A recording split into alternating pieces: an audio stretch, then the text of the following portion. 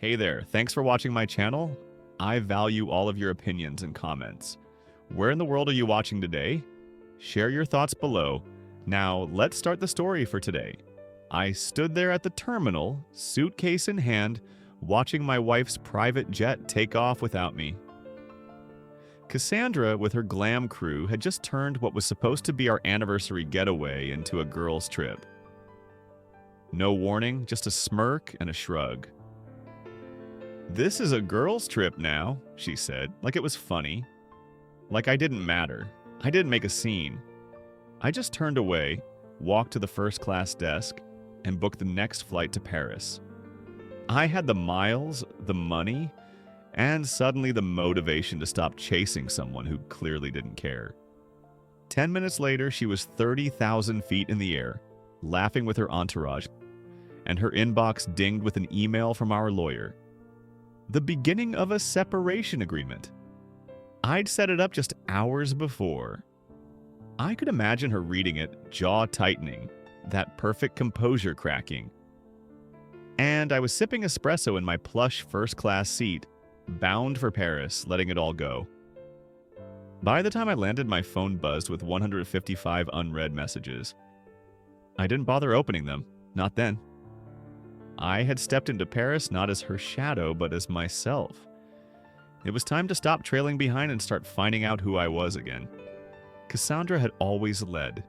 She was the face of the luxury tech brand we built together. But somewhere along the line, I faded into the background. From partners to prop, just the smiling husband holding her purse at galas, nodding along as she soaked up the spotlight.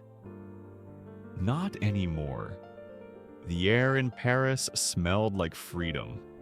I walked with no plan, no handlers, no schedule. I sat at cafes, wandered alleyways with my camera, and for the first time in years took photos just for me. Not for her Instagram, not for her marketing campaigns, for me. That's when I ran into Marco, her former investor and current rival. He had walked away from her years ago when she started rewriting the rules. And now, here he was, standing at the airport like fate had plans. He laughed when he saw me. "Heard about the jet stunt. Classy." Then he handed me an invite to a major tech summit Cassandra was supposed to headline.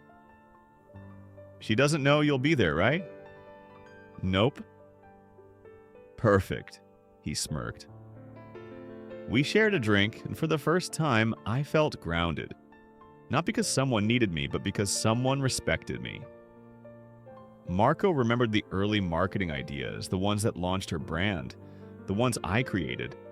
He reminded me, "You let her take credit. Maybe it's time to stop." The next day, I attended the summit, alone, confident, quietly placed in the middle of the room, and then, boom.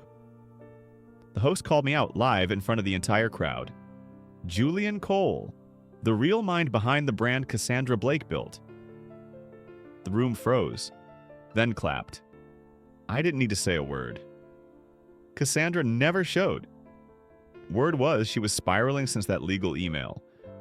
Her assistant Lily pulled me aside, nervous. "She's unraveling, Julian. Please, talk to her."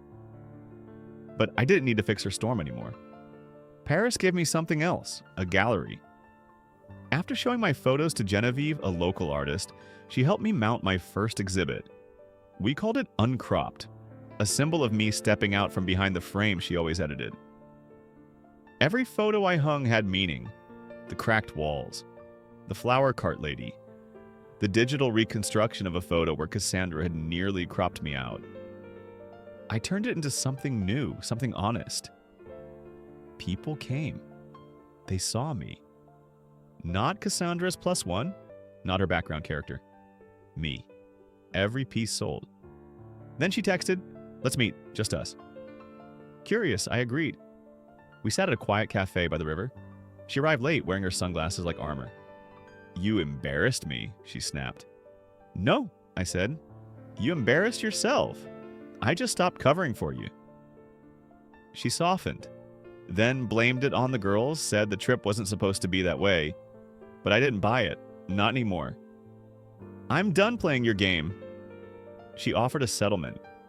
I handed her my lawyer's card and walked away. I didn't owe her any more conversations. I didn't owe her anything.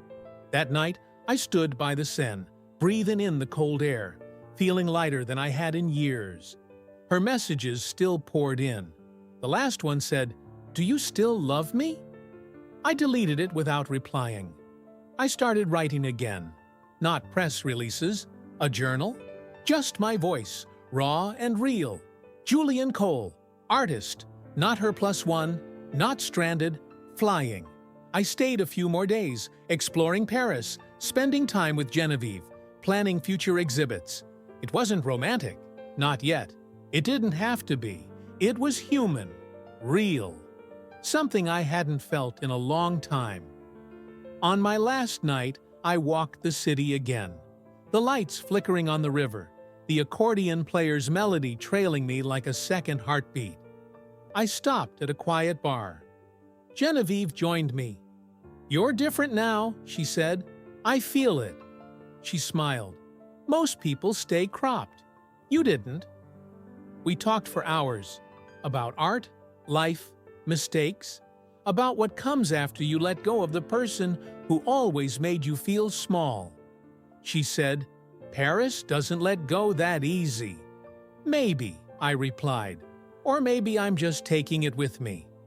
The next morning I packed my things. A message from Cassandra blinked on my phone. I deleted it. No drama, no anger, just peace. I wasn't her shadow anymore. I was Julian Cole, artist, free, and finally, whole. Our story is over now. Please tell me what you think below. Thanks for your time. Please follow this channel if you like this story.